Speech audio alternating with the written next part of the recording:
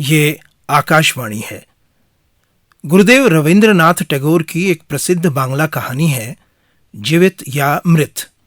टैगोर को पढ़ने के बाद आपने भी महसूस किया होगा कि उन्होंने औरत के दर्द को अक्सर बेहद मार्मिक ढंग से पेश किया है। इसमें भी ऐसा ही कुछ है। आज हम आपको इसी कहानी का हिंदी नाट्य रूपांतर सुनवा रहे हैं। इस कहानी में अपने अस्तित्व को तलाशती एक अकेली महिला की व्यथा कथा है। तो आइए सुनते हैं नाटक जीवित या मृत।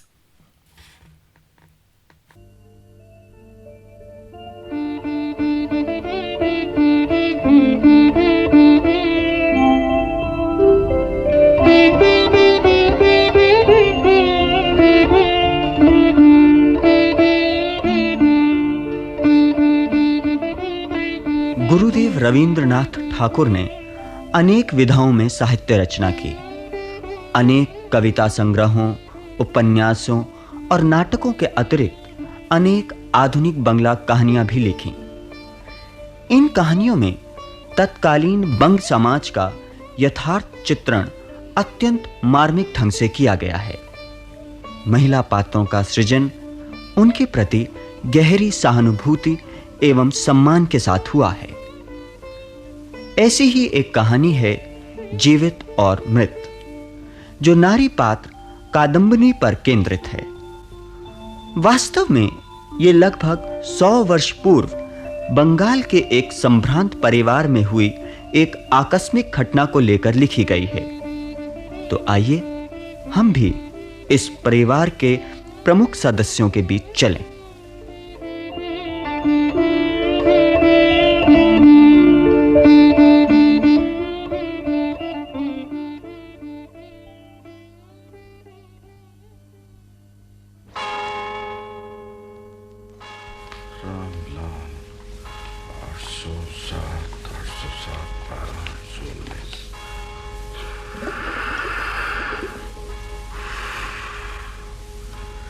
प्रभाती, सुनते हो जी?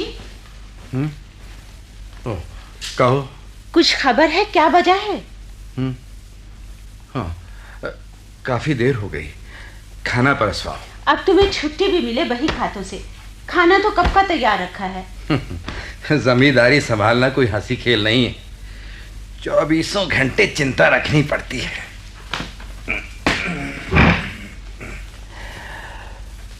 हाँ, सतीश क्या कर रहा है? तुम्हें देर हो रही थी, तुम्हारा इंतजार क्या कराती। कादम्बिनी से कहकर उसे खाना खिलवा दिया। अच्छा। अब कादम्बिनी उसे कहानी सुना रही है।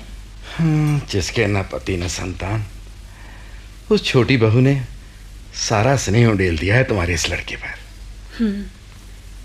देवर जी के जाने का सूनापन भुला दिया उसने सतीश के पालन पोषण में। पर अपनी काया गला दी बेचारी ने। तुम तो बरसों बीमार चली सतीश के होने के बाद।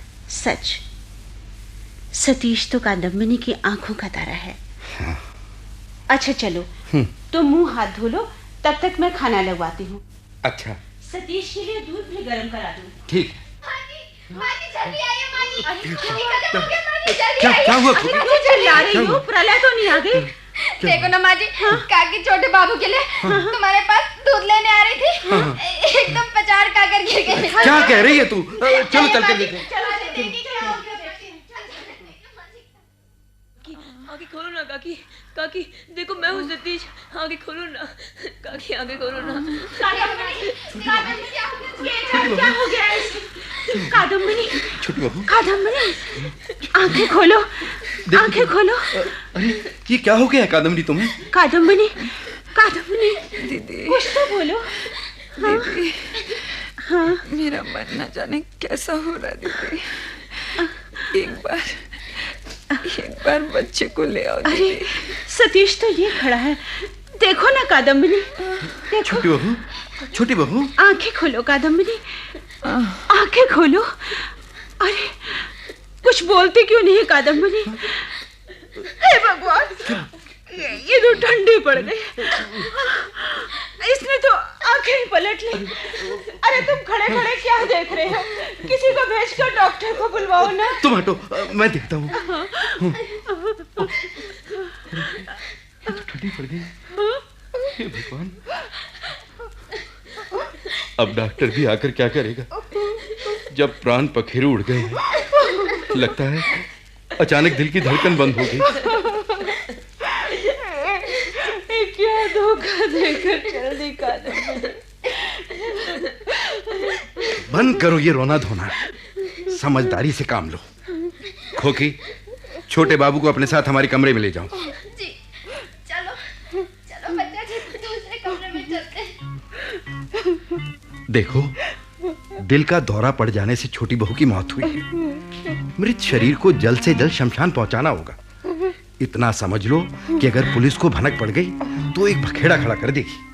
बस तुम शांत हो जाओ, मैं अभी सब प्रबंध किए देता हूं।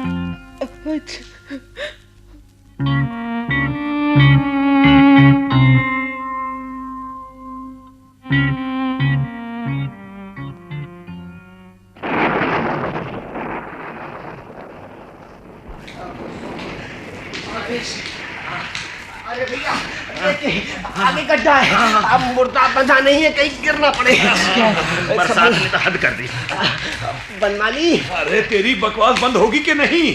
मालिक ने कहा था किसी को कानो कान खबर ना हो। अरे भैया, हम तो इतना ही पूछना चाहते हैं कि अभी और कितना चलना है संध्यारी और बरखा में। अरे जानते नहीं क्या, रानी हाट का शमशान बस्ती से बहुत दूर है। उधर मुर्दा पानी से और भारी हो गया। अरे भैया, इस बरखा और अंधियारी में कितनी देर और रहना होगा कोई नहीं कह सकता। अरे ये कैसे कह सकते हो गुरचरण? अरे बनमाली, तनिक सोचो, मालिक ने कहा नहीं था कि तुम लोग अर्थी जल्दी ले चलो, जलाने की लकड़ी हम पीछे से भिजवाने का इंतजाम करेंगे। तो मतलब ये कि जब तक लकड़ी ना आवेगी तब तक चिता नहीं जलेगी। हाँ, और ये भी कि तब तक मुर्दे के पास बैठ निगरानी करनी होगी। तो वहाँ बरखा में बैठना पड़ेगा। अरे वहाँ झोपड़ी है पोखरे के किनारे। तो चलो भाई, तनिक पांव बढ़ा के चलो। चलो। मालिक ने कहा है कि भोर से पहले पहले ये काम पूरा हो जाना चाहिए। अरे तो बनमाली, हमने कौन सा पांव ढीला छोड़ा। चलो चलो चलो भाई, चलो।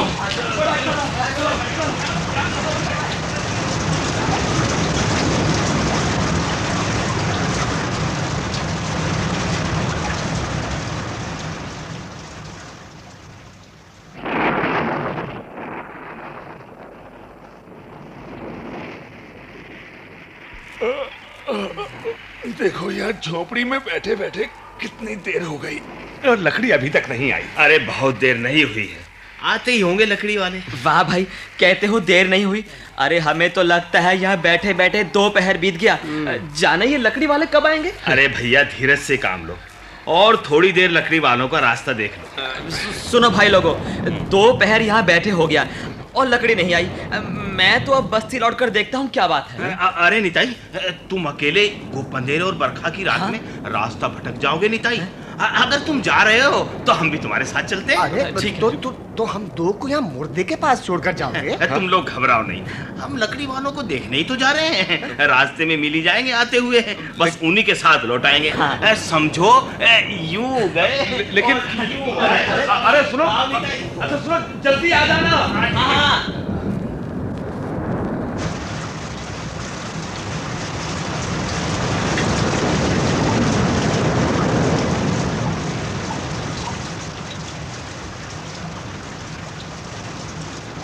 बनमाली, बनमाली, इन लोगों को गए हुए कितनी देर हो गई? हाँ, ऐसी बरखा में लकड़ी आ गई तो जलेगी कैसे? तो है।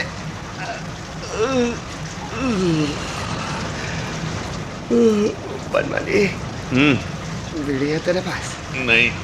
बीड़ी की बड़ी तलब लगी है, एक चिलम तंबाकू मिल जाती तो कुछ चैन आ जाता। हाँ, मन तो मेरा भी हो रहा है विधु। क्या करें, जल्दी में चले ना, कुछ भी लाने का ध्यान नहीं रहा। अरे विधु, हम सोचते हैं कि चले कुछ इंतजाम करके लावे हम बीड़ी चिलम का। अरे हम झट से एक सपाटे में सब कुछ इकट्ठा करके ला सकते हैं। बोलो क्या सलाह, हम जावें? वाह, और मैं यहाँ अकेला बैठा रहूंगा मुर्दे के पास? नहीं, मैं तुम्हें कहीं नहीं जाने दूंगा। ठीक है, जैसी तुम्हारी मर्जी। हाँ, ये बैठे रहो मेरे पास, बैठे रहो। ये निताई और गुरचरण अभी तक नहीं लौटे, न जाने क्या कर रहे हैं। अरे कर क्या रहे होंगे, कहीं बैठकर बातें कर रहे होंगे। हाँ, और तंबाकू पी रहे होंगे मजे में। हाँ, देखा देखा कैसे बहाने से निकल गए। समझ में नहीं आता क्या करें। थोड़ी देर चुप बैठो और उन लोगों का इंतजार करो। तो यही करते हैं। मैं तो यही पसंद करता हूँ भैया, बहुत दिनों की नींद आ रही है।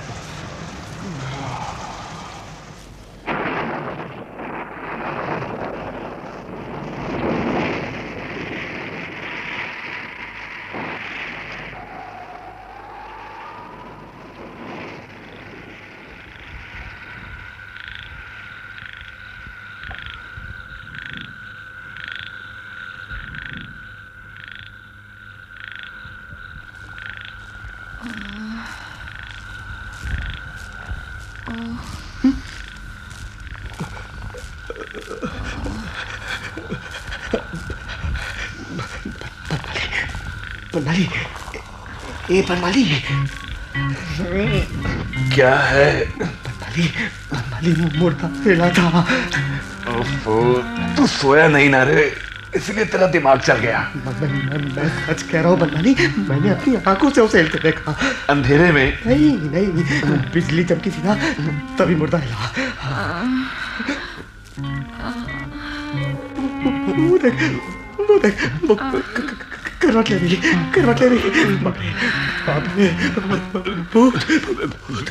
विदु, राम राम क्या विदु, राम राम।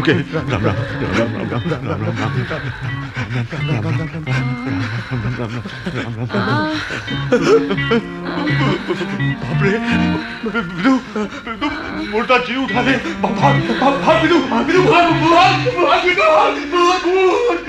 अरे बाप रे,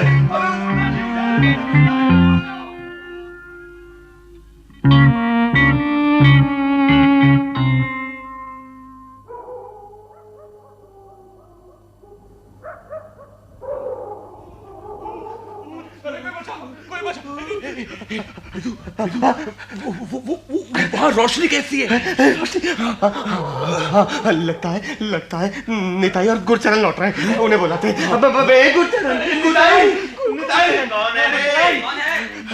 बनमाली, विदु, हम ही है। अरे तुम लोग कहाँ आ गए झोपड़ी से? तुम लोगों को खोज रहे हैं। हम लोग झोपड़ी में कौन है फिर?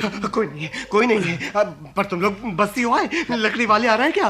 भाई बरखा से भीज गए थे ना, बस्ती के बाहर ठीके पर बैठ गए सुस्ताने। और भैया चिलम तमाकू की तलब भी पूरी हो गई। बस्ती गए फिर? हाँ। लकड़ी का बंदोबस्त हुआ कुछ? अब क्या बताएं वो? अरे गुरुचरण भैया बताते क्यों नहीं?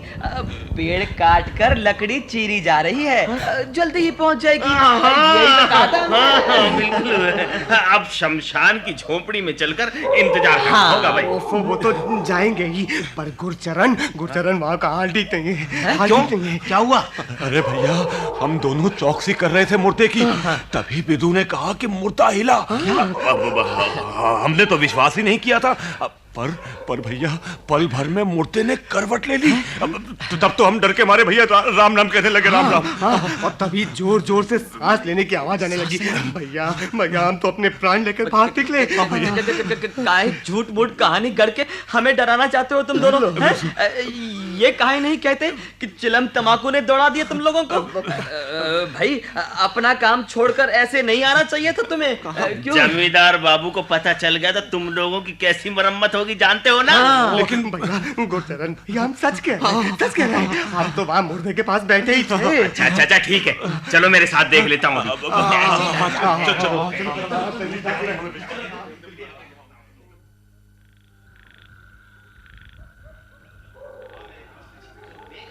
बच्चों की तरह ऐसे ही।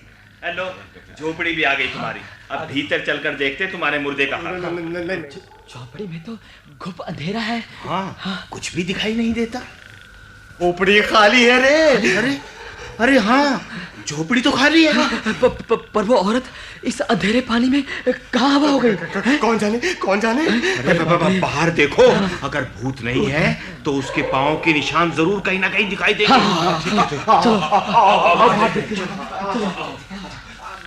अरे ये देखो, कीचड़ में पैरों के निशान हैं। तब वो औरत मरी नहीं थी, क्या किसी कारण से अचेत हो गई थी। जमींदार ने उसे मरा समझ लिया और शमशान भिजवा दिया जलाने के लिए। लेकिन गुरचरण भैया, मालिक से ये कहने की हिम्मत किसमें है? नहीं भैया, हम नहीं कह सकते। हाँ ठीक है, तब बात पक्की कर लो। कौन सी बात? जमींदार बाबू से कह दिया जाए कि काम पूरा कर दिया गया है। वाह वाह वाह, लकड़ी के बिना काम पूरा हो गया है। तू नीरा बुद्धू का बुद्धू है विधु। क्यों? हम मालिक से कहेंगे कि झोंपड़ी में लकड़ी थी, उसी से चिता बनाकर जलाने का काम पूरा कर लिया। क्यों, क्या सलाह है तुम लोगों की? ठीक है। हाँ भैया, बहुत बढ़िया उपाय है। अब यहाँ रुकने का कोई काम नहीं है, चलो चलते हैं। हाँ, और फिर बस्ती चलकर मालिक को बता देंगे कि उनका कहा काम पूरा हो गया है। चलो भैया, चलो, आओ भैया।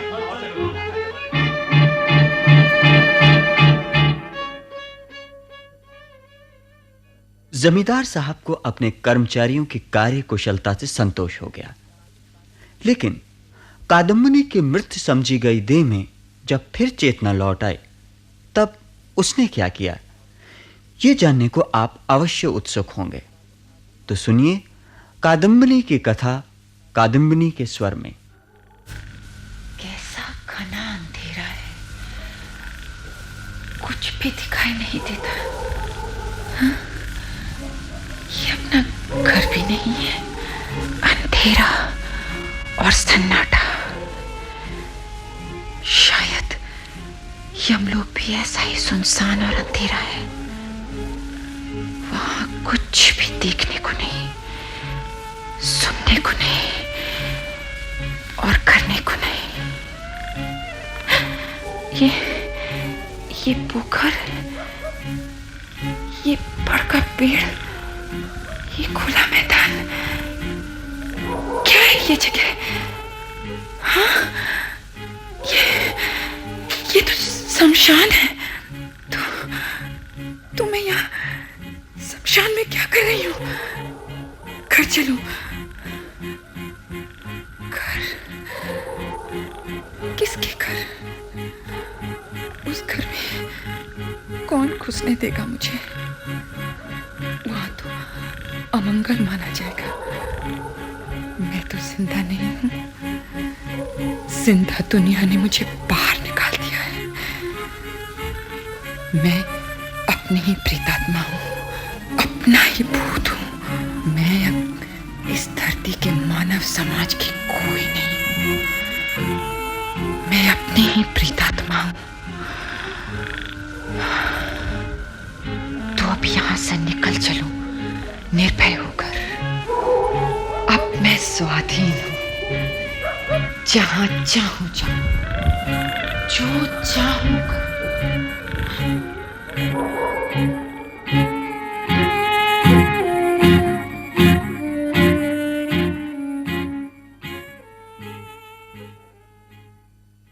कादम्बनी शमशान से निकल पड़ी।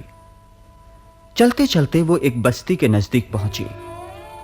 कपड़ों में कीचड़ लिपटा हुआ, अद्भुत भावों में डूबी कादम्बनी के चेहरे की दशा देखकर एक सज्जन पथिक ने उसकी सहायता की और कादम्बनी के कहने पर उस सज्जन व्यक्ति ने उसे उसकी सहेली योगमाया के घर पहुंचा दिया। कादम्बनी सहेली के घर आ तो गई, पर सहेली के साथ हिल मिल न सकी। बीच में मृत्यु की दीवार थी। 1 माह बीत गया। योगमाया भी कादम्बनी से परेशान हो गई। एक दिन तंग आकर योगमाया ने अपने पति से कहा, मैं पूछती हूँ, ये तुम्हारा क्या ढंग है? कैसे आदमी हो तुम? अरे भाई, आज शादी हुए इतने साल हो गए और तुम पूछ रही हो कैसा आदमी हूँ? हाँ, 1 महीना हो गया है वो औरत तुम्हारे घर में आकर डट गई है, कहीं जाने का नाम नहीं लेती। और तुमने आज तक उसके खिलाफ कुछ नहीं कहा, बल्कि उसी की हिमायत करते हो। तुम्हारे मन में है क्या? माया, क्या कह रही हो? मेरे मन में कुछ नहीं है, मेरा मन साफ है। फिर ये हर वक्त उसकी ही बातें क्यों? देखो माया, वो तुम्हारी बचपन की सहेली है और फिर मुझे तो लगता है कि इसके ससुराल वाले इस पुत्रहीन विधवा के प्रति अन्याय अत्याचार करते होंगे, इसीलिए बेचारी तुम्हारी शरण में आ गई। तुम कहती हो कि उसके पीहर में कोई नहीं है, तो फिर तुम ही बताओ। वो कहाँ जाए? मेरी बला से कहीं जाए, पर अब वो यहाँ नहीं रहेगी। तुम चिट्ठी लिखकर पता लगाओ इसकी ससुराल में क्या हुआ जो वो यहाँ निकल कर आई। तुम्हें चिट्ठी का किसी ने लिखित में जवाब देना पसंद नहीं किया, तब क्या करेंगे? तो क्या उसे मैं अपने घर में रख लूं? मैं तो सोचता हूँ कि एक दिन वहाँ का चक्कर लगाकर सब हाल मालूम कर लाऊं। ठीक है, जो करना है सो करो, पर इसे अब यहाँ से किसी तरह जल्दी से हटाओ। तो मैं कल ही चला जाता हूँ। ठीक है, चले जरूर जाना। हाँ,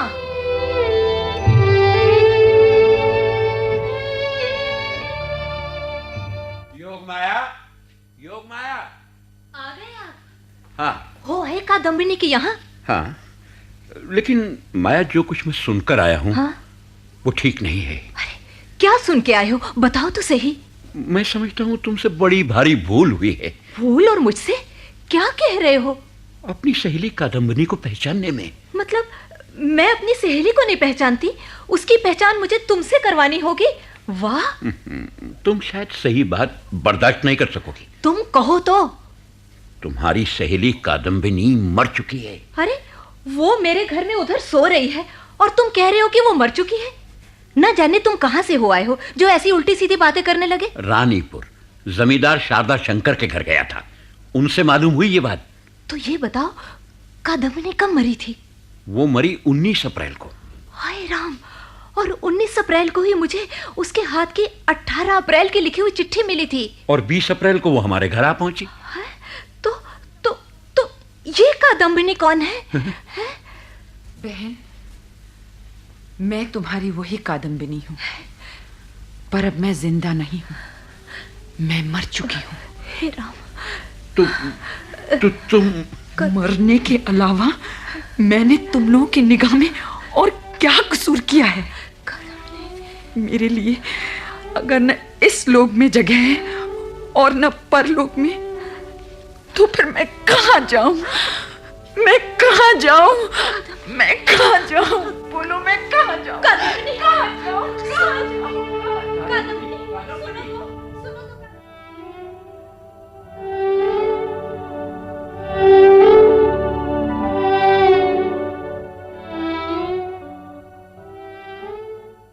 कादम्बिनी किस प्रकार वापस रानीघाट अपनी ससुराल पहुंची, कहना कठिन है। दिन भर वो मंदिर के खंडहर में छिपी रही। रात पड़ने पर जब वो अपनी ससुराल की हवेली में पहुंची, तब बारिश हो रही थी। दरबान ने घर की नौकरानी समझकर कादम्बिनी को नहीं रोका। वो चुपके से हवेली में दाखिल हो गई।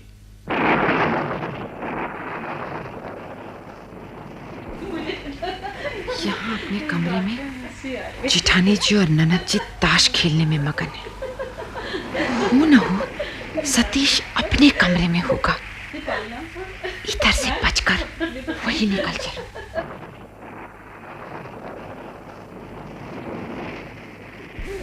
सतीश सोया हुआ है। कैसा दुर्बल और रोगी हो गया है। सच, मैं नहीं रही ना, तब इसे देखने वाला कौन है?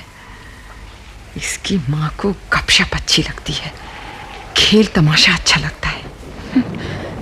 ताश से कभी फुर्सत ही नहीं। मेरे जिम्मे से छोड़कर वो निश्चिंत थी, पर अब उसकी देखभाल कौन करता होगा? खुकी को भी देखो, इसके पास पड़ी कैसे बेसुध सो रही है। काकी, पानी दो। काकी, पानी दो।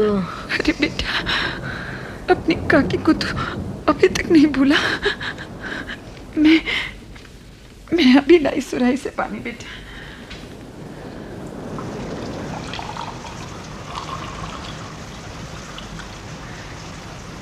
ले बेटा, ले पानी पी ले।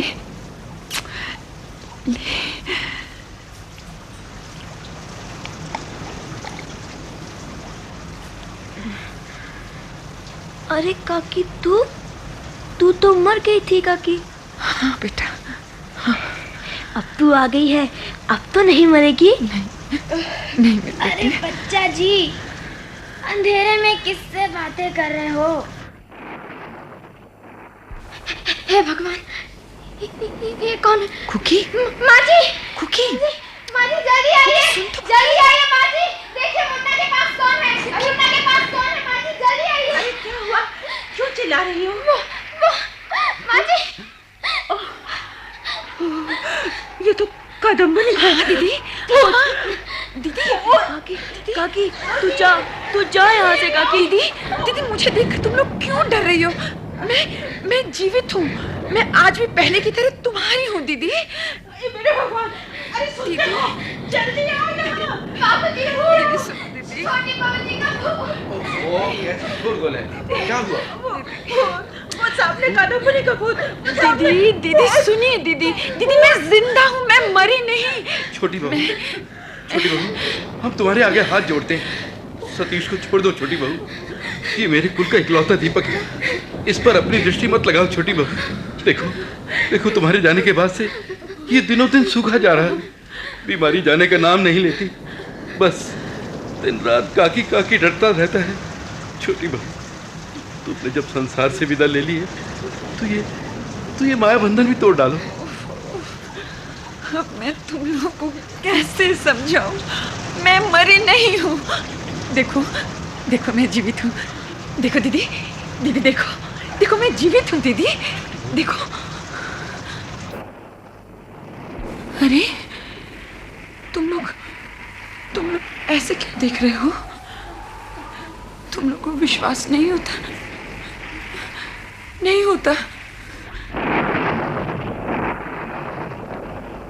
ठीक है, अभी विश्वास हो जाएगा कि मैं मरी नहीं हूं, जीवित हूं। हाँ, मैं जीवित हूं।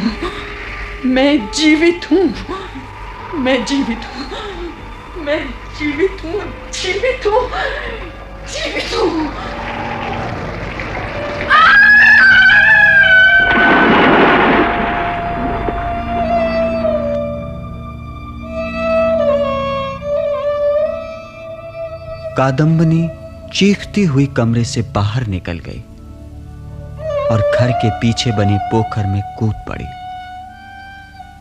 ऊपर के कमरे में शारदा शंकर ने छपाक की आवाज सुनी।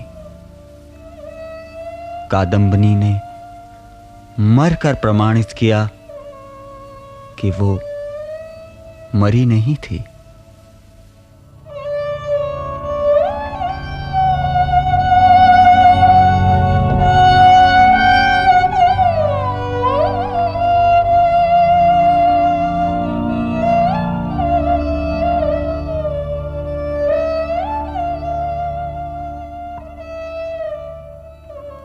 जीवित या मृत। अभी आप गुरुदेव रविंद्रनाथ टैगोर की बांग्ला कहानी का हिंदी नाट्य रूपांतर सुन रहे थे। रूपांतरकार थे B.S. भटनागर। नाटक के निर्देशक थे सुशील बैनर्जी। नाटक में भाग लेने वाले कलाकार थे B.R.L. सक्सेना, ललिता शंकर, आरती जैन, मनीष दत्त, मनोज भटनागर, अभय भार्गव, अशोक मलकानी, महेंद्र मन्नू, सुरेंद्र वर्मा, सुनीति कोहली और जयश्री अरोड़ा।